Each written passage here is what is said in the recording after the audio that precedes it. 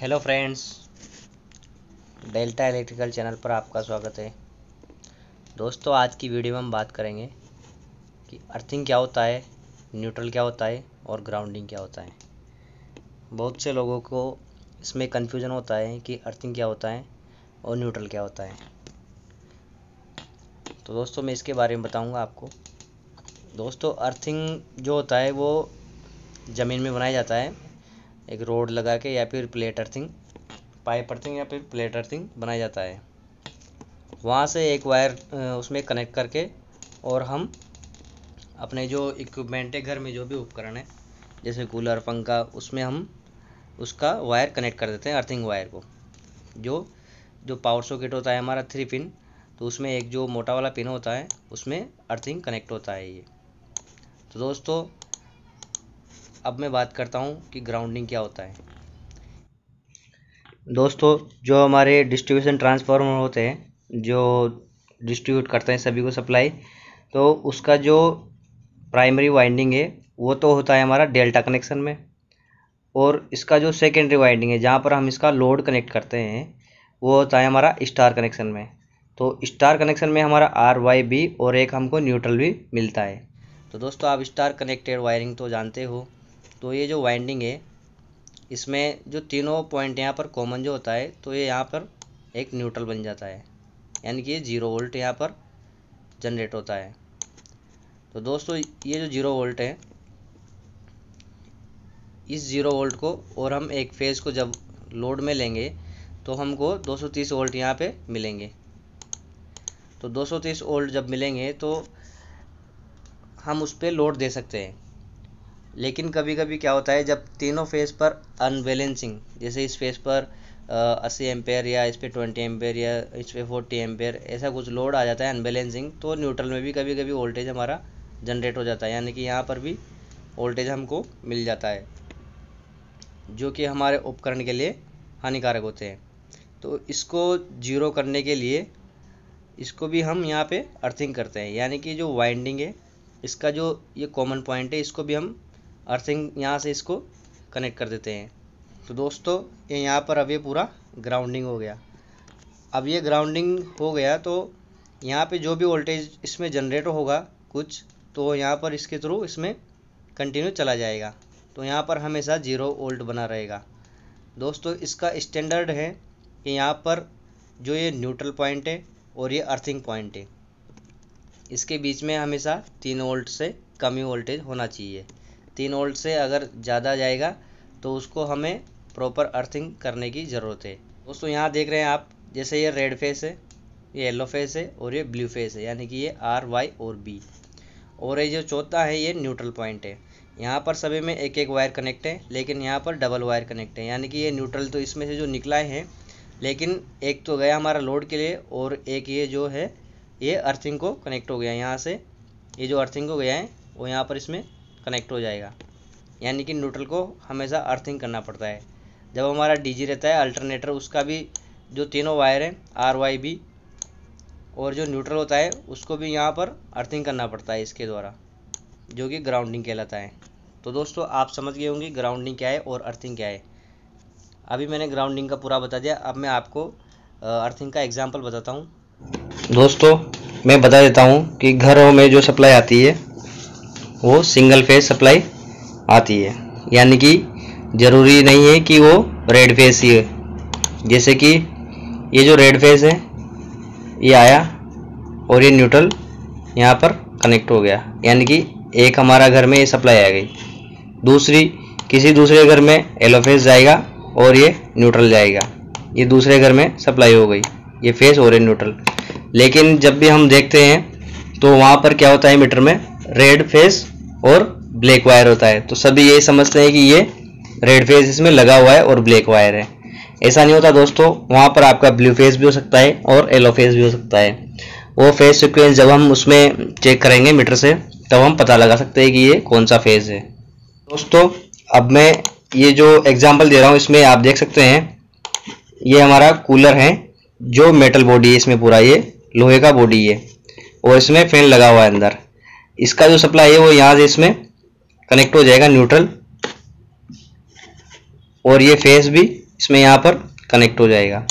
दोस्तों अधिकतर घरों में अर्थिंग का कोई प्रोविज़न नहीं होता है, कोई अर्थिंग बनाता नहीं है इंडस्ट्री में, और जो जानकार होते हैं इसके अर्थिंग के बारे में वही लोग अर्थिंग का यूज करते हैं, बाकी लोग इसके बारे में जानते नहीं है। लेकिन अर्थिंग होना बहुत ज़रूरी है, इसका मैं बता देता हूँ आज क्या होता है। दोस्तों जैसे हम इसको स्विच ऑन करेंगे तो पावर यहाँ से होते हुए और इसमें कनेक्ट हो जाएगी, यानी कि ये ऑन हो जाएगा कूलर। जैसे ये ऑन हो जाएगा ये चलता रहेगा, लेकिन जब कभी कभी इसका जैसे ये वायर है यहाँ से इसमें कट लग गया और ये बॉडी के टच हो जाएगा, तो इसमें जो करंट यहाँ फ्लो हो रहा था फैन के अंदर वो बॉडी के अंदर भी फ्लो होगा, यानी कि इस बॉडी में पूरा करंट फ्लो होने लगेगा। यानी कि यहाँ पर अगर हम टेस्टर लगा के देखेंगे तो इसमें टेस्टर जलने लगेगा। बहुत से कूलरों में ये दिक्कत होती है कि यहाँ पर जब भी हम टेस्टर लगाते हैं तो वो जलता हुआ दिखाई देता है। तो उसको ख़त्म करने के लिए मैं उपाय बताऊंगा दोस्तों क्या करना है। और इसके अलावा दूसरा रीज़न होता है कि जब कभी फैन, इसकी जो फैन है इसका फैन का मोटर कभी कभी जल जाता है या फिर वो अर्थिंग हो जाता है, यानी कि जो उसकी वाइंडिंग है वो उसकी बॉडी के टच में हो जाती है, तब भी इसमें टेस्टर जलता हुआ दिखाई देता है। तो दोस्तों जब भी हम यहाँ पर हम इसको छुएंगे, हम कभी भी कोई भी इंसान इसको चालू करने के लिए छूता है तो उसको शॉक लगने के चांस हो जाते हैं जब इसमें करंट फ्लो होता है। अगर वो अपना इंसुलेटेड रबर मैट पे या फिर अपना जूता या चप्पल पहन के खड़ा है तो उसको शॉक नहीं लगेगा, लेकिन घरों में अधिकतर सभी बिना जूता चप्पल के इसमें हाथ लगा देते हैं तो शॉक लग जाता है। तो उसके लिए अगर दोस्तों इसमें यहाँ पर अर्थिंग दिया होता, जैसे मान लीजिए ये जो अर्थिंग का पॉइंट है यहाँ पर हम इसको अर्थिंग से कनेक्ट किया होते, और यहाँ पर भी ये अर्थिंग जो इसका 3 पिन टॉप आता है उसमें जो मोटा वाला पिन होता है वो अर्थिंग का होता है, तो वो ये जो अर्थिंग का वायर है वो इस बॉडी में यहाँ पे कनेक्टेड रहता है, यानी कि यहाँ पर टच रहता है। अब जब भी इसमें करंट फ्लो होगा तो सबसे पहले ये करंट इस अर्थिंग के वायर के माध्यम से, यानी कि इसका रेजिस्टेंस लो होता है, ये कंडक्टर होता है, तो यहाँ से इसके माध्यम से जो ज़मीन में ये जाता रहेगा धीरे धीरे। अगर लीकेज करंट थोड़ा होगा तो ये जाता रहेगा, और अधिक होगा तो ये एमसीबी को ट्रिप करा देगा, जो इसका इनकमर है बोर्ड का, इसके बोर्ड का इनकमर है, इसको ट्रिप करवा देगा। तो अब इस कंडीशन में जब भी हम इसको छूते हैं तो इसमें हमको कोई करंट नहीं लगेगा, क्योंकि जो इसमें जो जब भी करंट होता है वो लो पाथ को चुनता है, लो रेजिस्टेंस पाथ को चुनता है। तो ये जो करंट है यहाँ से इसमें निकलती होती हुई यहाँ पर चली जाती है। दोस्तों गीजर में भी ये होता है, आप सिंगल फेज सप्लाई दे देते हैं लेकिन उसमें भी कभी कभी शॉक लगता है। अगर आप एक घर में साइड में कहीं भी गड्ढा 2 मीटर का ही कीजिए, लेकिन अर्थिंग जरूर बनाइए। एक रोड ले लीजिए कॉपर का, या फिर कॉपर का वायर डाल दीजिए कोयल बना के, उसमें नमक और चारकोल इसमें डाल दीजिए। उससे क्या है, नमी इसमें, और पानी डालते रहिए इसमें 2-4 दिन में, ताकि नमी बनी रहे। और उसको जो है या तो हमारे गीजर के जो अर्थिंग पॉइंट होता है वहाँ पे कनेक्ट कर दीजिए, या फिर जो हमारे नल होते हैं वहाँ पर भी हम कनेक्ट कर सकते हैं, ताकि कभी भी नल में भी हमको शॉक नहीं लगे। ठीक है दोस्तों, तो दोस्तों यही उपाय है इसका कि कभी भी कूलर में शॉक नहीं लगेगा अगर हम अर्थिंग बना के रखेंगे। और न्यूट्रल का मैंने बता ही दिया, बहुत से लोग क्या करते हैं कि न्यूट्रल को यहाँ से इसमें लूप मार लेते हैं अर्थिंग के लिए। तो दोस्तों ये बहुत खतरनाक होता है, ऐसा कभी नहीं करना चाहिए।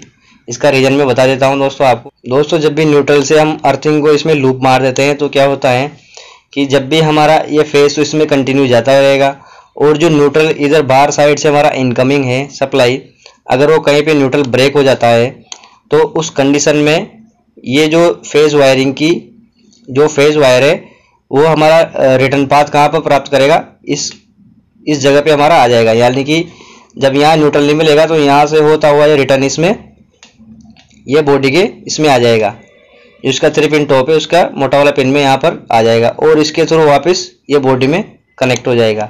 तो इसमें बहुत सारी हानि हो सकती है दोस्तों, क्योंकि न्यूट्रल नहीं मिलेगा तो ये रिटर्न आएगा, और रिटर्न यहाँ से होता हुआ वापस इसकी बॉडी में करंट फ्लो होने लगेगा, तो इससे शॉक लगने के बहुत चांस होते हैं।